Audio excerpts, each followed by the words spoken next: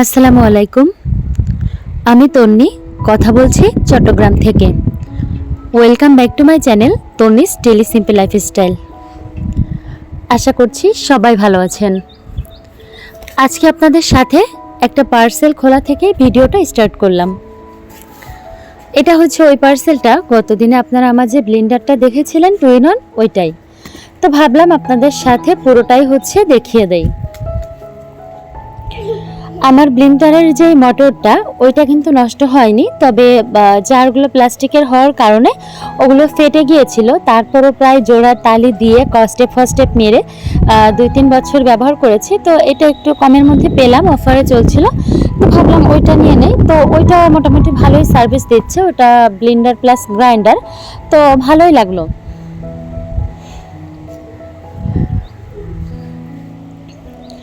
আর এদিকে তো আমার বরের সাথে আমার অনেক ঝামেলা চলছে, কারণ আমার একটু আলো ছাড়া হচ্ছে কোনো বাসা পছন্দ হয় না।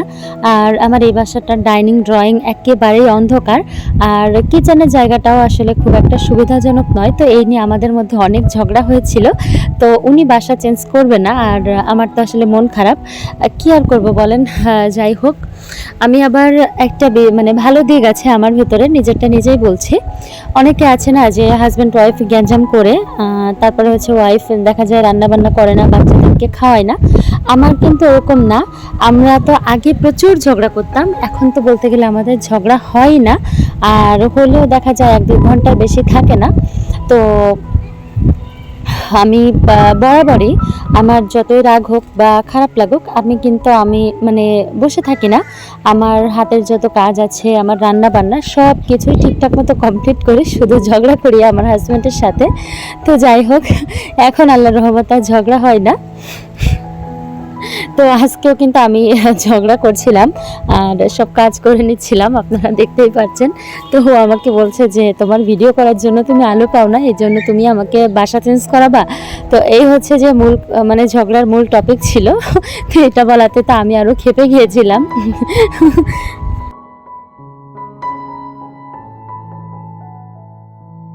আর আমরা হচ্ছে ব্যস্ত ছিলাম, আবার বাবুকে যে অপারেশনটা করিয়েছিলাম ওইটার 2 সপ্তাহ পরে হচ্ছে আবার চেক আপের জন্য যাওয়ার কথা ছিল। আমরা যেহেতু একটু মানে রিমোট এরিয়ায় থাকি, শহরের দিকে যেতে আমাদের বেশ কাঠখড় পোহাতে হয়। তো কি করব বলেন, তাড়াতাড়ি করে কাজগুলো কমপ্লিট করছিলাম। আবার হচ্ছে বাবুকে নিয়ে যাওয়া, তারপরে আবার নিয়ে আসা, ডাক্তার দেখিয়ে, তারপরে মারিয়ামের বাবার হচ্ছে ডাক্তার দেখানো ছিল, প্লাস আমারও ডাক্তার দেখানো ছিল। তো আমি একটু দ্রুত করে হচ্ছে কাজ করছিলাম, এই জন্য সহজ সহজ রান্নাগুলোই করে নিচ্ছিলাম, যাতে করে এসে আর হচ্ছে প্যারা খেতে না হয়। তো দেখেন, ডিম হচ্ছে পাওয়া যাচ্ছে না, ডিম নাকি ফেনী থেকে আসে, মানে এখানকার লোকজন বলছিল। তো এদিকে হচ্ছে ডিম পাওয়া যাচ্ছে না, আর ডিম যাও পেয়েছে দেখেন হাত দিলেই হচ্ছে ভেঙে যাচ্ছে, মানে আমি হাত দিয়ে টাচ করছি আর হচ্ছে ভেঙে যাচ্ছে। তো ভাবলাম যে তাহলে ডিমটা রান্নাই করে ফেলি, যেহেতু এতগুলো ডিম ভেঙেছে, নষ্ট করে লাভ নেই। জিনিসপত্রের যে পরিমাণে দাম, তাতে তো আসলে চলাটাই কষ্ট। আর ভিডিওগুলো আপনাদের সাথে আমি ভালো করে শেয়ার করতে পারছি না, আসলে আমি যে ভিডিওই করছি না কেন আমার মন মতো হচ্ছে না। সত্যি কথা বলতে যে আমার বাবুদেরকে নিয়ে আমি আসলেই পেরে দিচ্ছি না। অনেকেই দেখি যে ভিডিও করে না, বা আমি এবার মা হয়েছি, আমার সাথে কিন্তু ফাহমিদা পারভিন উর্মি আপু, তারপরে বাংলাদেশি ব্লগার মম হীরা আপু, তারপরে আরও অনেকগুলো আপু কিন্তু দ্বিতীয়বারের মতো মা হয়েছেন। তো তারা কিন্তু সবাই ভিডিও মানে রেগুলারিটি কমিয়ে দিয়েছে, বাট আমি কমাইনি। আমি আসলে কেন জানি না কষ্ট করে হলেও ভিডিও দিয়ে যাচ্ছি যাতে কিছু হয়।